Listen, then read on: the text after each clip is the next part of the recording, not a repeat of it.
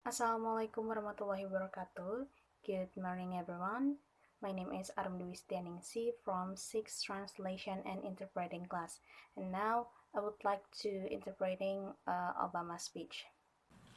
An explosion of social media has given ordinary people more ways to express themselves and has raised people's expectations for those of us in power.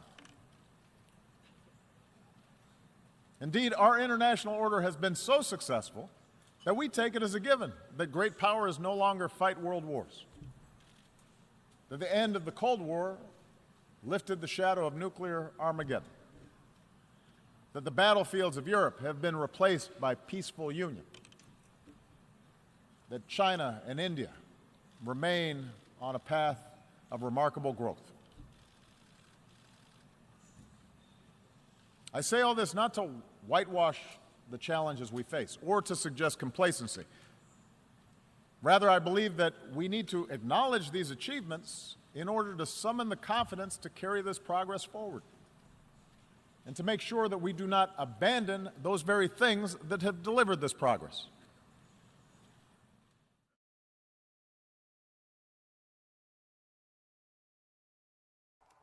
Ledakan media sosial telah memberi orang-orang biasa lebih banyak cara untuk mengekspresikan diri dan telah meningkatkan harapan orang-orang terhadap kita yang berkuasa.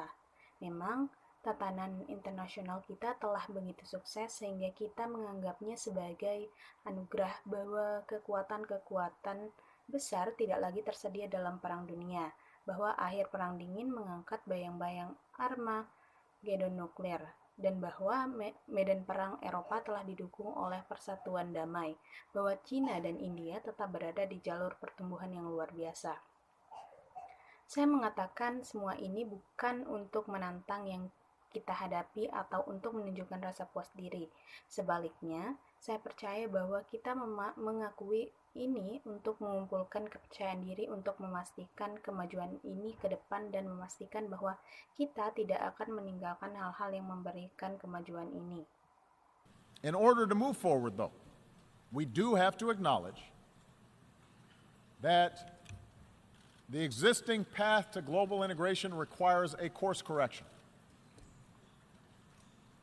Because too often those trumpeting the benefits of globalization have ignored inequality within and among nations, have ignored the enduring appeal of ethnic and sectarian identities,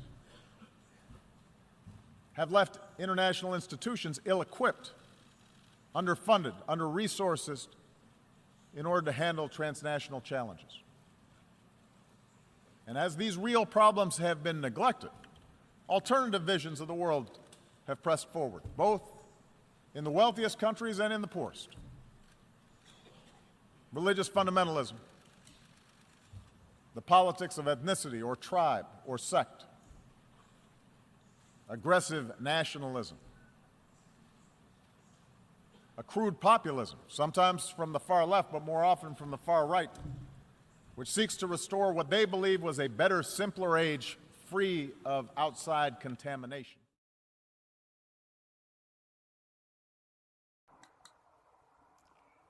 Namun, untuk bergerak maju, kita harus mengakui bahwa jalur yang ada menuju integrasi global memerlukan perbaikan. Seringkali mereka yang menyuarakan manfaat globalisasi mengabaikan ketidaksetaraan di dalam dan di antara bangsa-bangsa, telah mengabaikan daya tarik identitas etnis dan sektarian, telah membuat lembaga-lembaga internasional tidak dilengkapi dengan baik, kekurangan dana, kekurangan sumber daya untuk menangani tantangan transnasional. Dan karena masalah-masalah nyata ini telah diabaikan, pandangan alternatif dunia telah mendesak masuk negara-negara kaya maupun miskin, fundamentalisme agama, politik etnis atau suku, bahkan sekte, nasionalisme agresif, populisme kasar, terkadang dari sayap kiri tetapi lebih sering dari sayap kanan, yang berusaha memulihkan apa yang mereka yakini sebagai zaman lebih baik dan lebih sederhana yang bebas dari kontaminasi luar.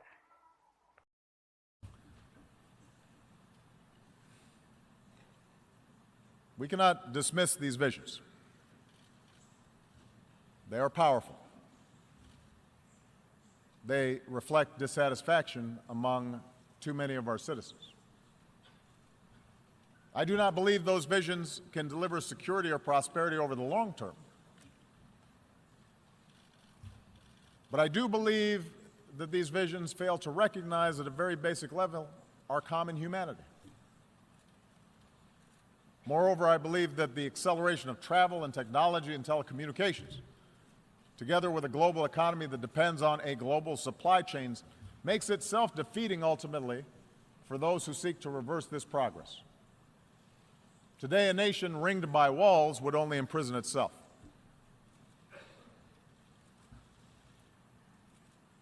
So the answer cannot be a simple rejection of global integration. Instead, we must work together to make sure the benefits of such integration are broadly shared.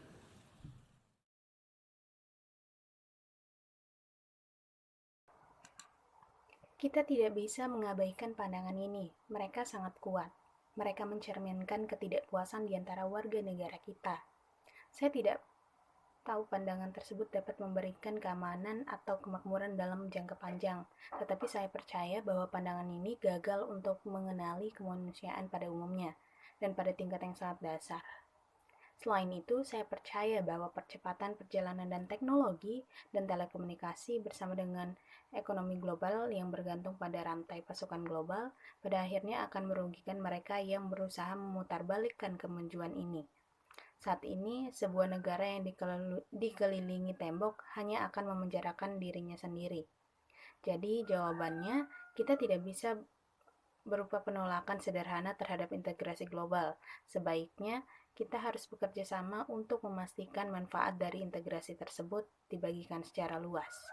And that the disruptions, economic, political, and cultural, that are caused by integration are squarely addressed.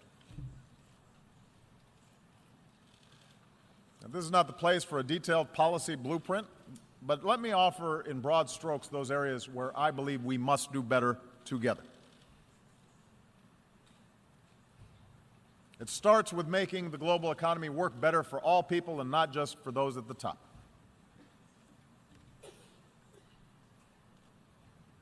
While open markets, capitalism have raised standards of living around the globe, globalization combined with rapid progress in technology has also weakened the position of workers and their ability to secure a decent wage. In advanced economies like my own, unions have been undermined, and many manufacturing jobs have disappeared. Often, those who benefit most from globalization have used their political power to further undermine the position of workers.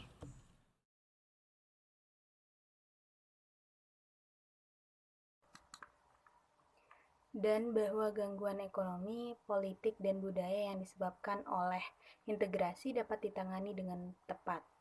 Ini bukan tempat untuk cetak biru kebijakan yang terperinci, tetapi izinkan saya menawarkan secara luas area di mana saya yakin kita harus melakukan yang lebih baik bersama pada area tersebut.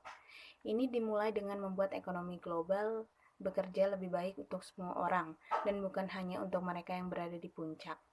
Sementara dalam pasar terbuka, kapitalisme telah meningkatkan standar hidup di seluruh dunia. Globalisasi yang dikombinasikan dengan kemajuan pesat dan teknologi juga telah melemahkan posisi pekerja dan kemampuan mereka untuk mendapatkan upah yang layak. Di negara maju seperti di negara saya sendiri, serikat pekerja telah dirusak dan banyak pekerjaan manufaktur telah menghilang. Seringkali mereka yang paling diuntungkan dari globalisasi telah menggunakan kekuasaan politik mereka untuk semakin melemahkan posisi pekerja.